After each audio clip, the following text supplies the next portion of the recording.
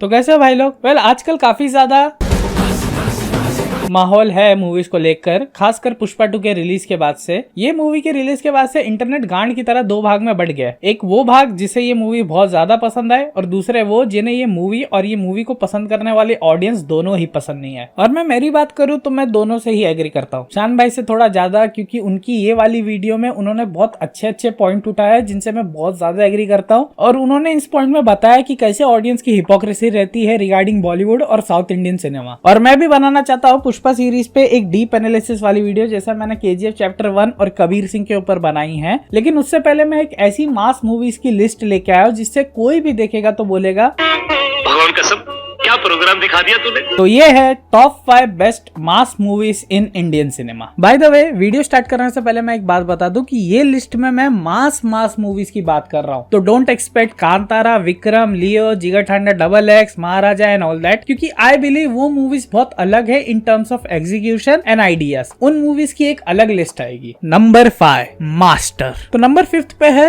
Master, starring Vijay Thalapathy and Vijay Sethupathi and directed by Lokesh Kanagaraj. Master movie Lokesh Kanagaraj का अब तक का one of the best work है। एंड ये मूवी में आपको सब मिलेगा जो आप इस मूवी के एलिमेंट्स देखने के बाद देखना चाहोगे स्क्रीन पे। From Anirudh BGM, Vijay Sethupathi playing a funny yet very scary villain जिसका बैक स्टोरी से आप बहुत ज्यादा रिलेट करोगे। और मास्टर मूवी की सबसे अच्छी बात यह है कि वो अपने सारे पॉइंट्स बहुत जल्दी और बहुत क्लियरली समझाती है ऑडियंस को। लाइक जैसे मैंने कहा, विजय सेतुपति के कैरेक्टर की बैक स्टोरी इतने अच्छे से समझाई जाती है आपको कि आप उससे बहुत जल्दी ही अटैच हो जाते हो। बट उसके बाद उसी कैरेक्टर से एक इतना हेनस एक्ट कराया जाता है जिसको देख के कोई भी बोलेगा साले का खोपड़ी तोड़ साले का। Same with Thalapathy. स्टार्टिंग में उनका कैरेक्टर बहुत हेटफुल और बहुत फ्लॉड दिखाया गया है ऑडियंस को, बट जो स्विच आता है उनके कैरेक्टर का इंटरवल ब्लॉक में, इट्स अ रियली गूज़बम्प्स वर्दी सीन। हाँ, सेकंड हाफ में मूवी थोड़ा अपना पेस छोड़ देती है जैसा उसने फर्स्ट हाफ में रखा था with physics defying stunt and all that, but nonetheless a very fun watch. अगर आपको ये मूवी देखनी है तो ये अवेलेबल है यूट्यूब पे और ZEE5 पे। नंबर 4 थेरी। तो 4th नंबर पे है थेरी।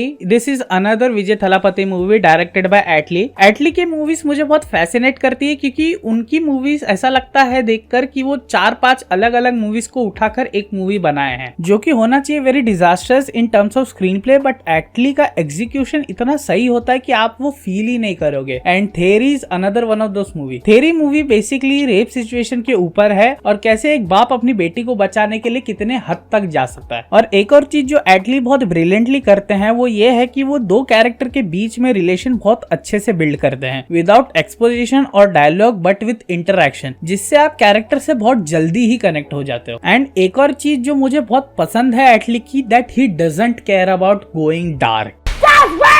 सॉरी, मेरा मतलब वो नहीं था। जैसा अगर एग्जांपल देके मैं आपको समझा, अगर आप सबने जवान मूवी देखी है तो आपको पता होगा दीपिका का डेथ सीन। अभी अगर एटली चाहते तो खाली दीपिका की बॉडी दूर से दिखा सकते थे, लेकिन नहीं, वो उसके बच्चे को रोते हुए, भागते हुए, अपनी माँ को पूरी जेल में ढूंढते हुए दिखाएंगे पहले। फिर वो बच्चा अपनी मरी हुई माँ के पास जाएगा, फिर वो बच्चा अपनी मरी हुई माँ का मुंह देखेगा। अपनी मरी हुई माँ का मुंह देखने के बाद वो बेहोश होकर गिर जाएगा। Okay, getting darker. And there is no exception. ये मूवी में भी कुछ सीन्स ऐसे हैं जिसे देख के आप पूरे शॉक हो जाओगे। वरुण धवन की जो बेबी जॉन मूवी आ रही है ये मंथ में, वो इसी का रीमेक है जिसे खुद एटली प्रोड्यूस कर रहे हैं। बट अगर आपको थेरी ही देखनी है तो आपको ये मूवी यूट्यूब और Amazon प्राइम पे मिल जाएगी। नंबर 3 रंगस्थलम। 3rd नंबर पे है रंगस्थलम, जिसके मेन लीड है रामचरण एंड जिसको डायरेक्ट किया है खुद पुष्पा के डायरेक्टर ने, जिनका नाम है सुकुमार। एंड रंगस्थलम पुष्पा 1 से लाख गुना अच्छी है एंड पुष्पा 2 से तो करोड़ गुना अच्छी है। ये मूवी में मास फॉर्मूला को बहुत अच्छे से यूज किया गया है to tell a very engaging story. ये मूवी में कास्ट सिस्टम के ऊपर बात होती है, एजुकेशन इंपॉर्टेंस के ऊपर बात होती है एंड एक मास मूवी को नॉन लीनियर वे में एक स्टोरी को कैसा दिखाना चाहिए वो ये फिल्म बहुत ब्रिलियंटली करती है। अगर आप ये मूवी देखना चाहते हो तो ये आपको डिज्नी प्लस हॉटस्टार पे मिल जाएगी, बट सैडली ये मूवी हिंदी डब में अवेलेबल नहीं है कहीं भी। Number 2 jailer. मास मूवीज की बात हो और हम अपने सबसे पहले और सबसे बड़े बड़े मास हीरो की बात ही ना करे, ऐसा तो हो ही नहीं सकता यार। जेलर रजनीकांत सर की मेरी ऑल टाइम फेवरेट मूवी है, खाली रजनीकांत सर की वजह से नहीं, जो ये मूवी के डायरेक्टर है नेल्सन दिलीप कुमार, उनके डायरेक्शन के वजह से भी। नेल्सन की फिल्म मेकिंग इतनी यूनिक है कि आपको पता ही नहीं चलेगा कि आप कब हंसते हंसते शॉक में चले गए, कब आप शॉक में होते होते इमोशनल हो गए और कब आप इमोशनल होते होते आप फिर से हंसने लगे। And jailer is a perfect example of that. ये मूवी आपको हंसाती भी है, रुलाती भी है और बहुत ज्यादा इंगेज भी करके रखती है। एंड नेल्सन ने ये मूवी को इतना ब्रिलियंटली स्ट्रक्चर किया है रजनी सर को दिमाग में रख के कि ये मूवी का BGM, cinematography, screen play Rajni sir और उनके ऑरा को डिफाइन करता है हर सीन में। अगर आपको ये मूवी देखनी है तो ये आपको Amazon प्राइम पे मिल जाएगी। और नंबर 1 है बड़े मियाँ छोटे मियाँ।